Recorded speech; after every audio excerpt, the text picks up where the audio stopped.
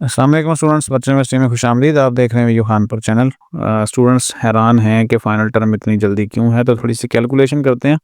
क्या वाकई इतनी जल्दी है और बाकी सेमेस्टर भी कैसी तरह होंगे।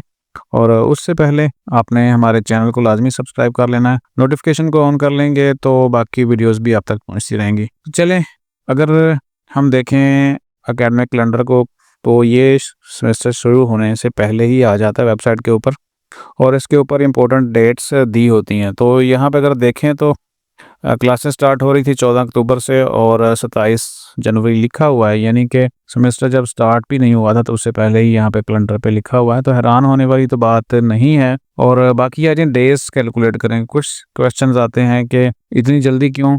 तो अगर मैं एक छोटा सा सिनेरियो आपके सामने रखूँ, तो एकेडमिक कैलेंडर सब यहाँ पे एकेडमिक कैलेंडर है, इसको गौर से देखें तो इसमें डेट्स दी हुई हैं। 14 अक्टूबर से क्लासें हैं, 9 दिसंबर को मिड थे और 27 जनवरी को आपके फाइनल हैं। तो जो ड्यूरेशन है टोटल आपके सेमेस्टर की वर्चुअल यूनिवर्सिटी में, वो 15 हफ्तों की होती है। ये याद रखिएगा, 15 हफ्तों में आपका सेमेस्टर वो कंप्लीट हो जाता है। और ये याद रखने वाली बात है, जो बाकी सेमेस्टर होंगे वो भी आपके इसी तरह ही होंगे। अब आ जाएं कि मिड टर्म में इतने दिन और बाकियों में कितने दिन शामिल थे।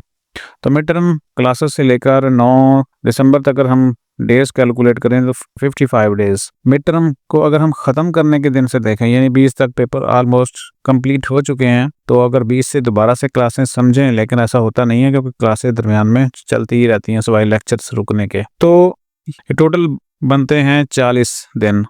और तो वर्चुअल यूनिवर्सिटी में जो क्लासेस का सिस्टम है, सिवाय ये कि आप एग्ज़ाम्स के दौरान कोई आपकी असाइनमेंट क्विज़ नहीं आते, बाकी जो वीक्स हैं आपके लेक्चर्स के वो चलते रहते हैं। 10 दिन अगर एग्ज़ाम के लगा दें तो ये टोटल 50 दिन बनते हैं। इसी हिसाब से आपके जो हैं वो सेमेस्टर कंप्लीट हो जाता है। तो ये याद रखिएगा, मिड टर्म के बाद और फाइनल टर्म के दरमियान जो चीज़ दिन हैं वो आपको थोड़े से लगते हैं, लेकिन वो एग्ज़ाम्स वाले दिन भी उसमें शामिल होते हैं।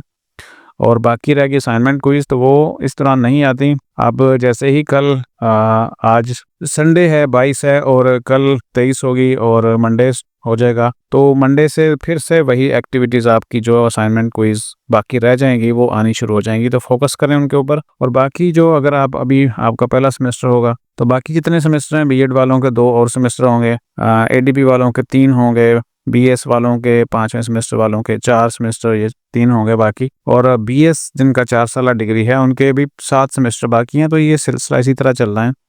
और इसमें जो मोस्टली स्टूडेंट है वो तो खुश होते हैं कि टाइम वेस्ट नहीं होता, जल्दी जल्दी सेमेस्टर हो जाता है और उसके बाद फिर काफ़ी सारी छुट्टियां भी मिल जाती हैं एंजॉय करने के लिए। तो बाकी 7 सेमेस्टर आप भी इसी तरह चल रहे हैं, तो हैरान या परेशान ना हो और बस फोकस रखें, इंशाल्लाह कामयाब होंगे। और कल से स्टडी दोबारा से स्टार्ट हो जाएगी। तो आने वाली जो चीज़ें हैं उसको मिस ना कीजिएगा, क्योंकि मैंने आपको पीछे एक वीडियो दिखाई थी मिड टर्म में कितने आपको नंबर चाहिए होंगे। तो ये लाजमी देखें ताकि आपको आइडिया हो जाए कि कोई भी असाइनमेंट क्विज या जीडीबी को आपने बिल्कुल भी जब आएंगी उसको मिस नहीं करना। वीडियो यहाँ पे ख़त्म कर रहे हैं। अपना ख्याल रखिएगा। अल्लाह हाफिज़।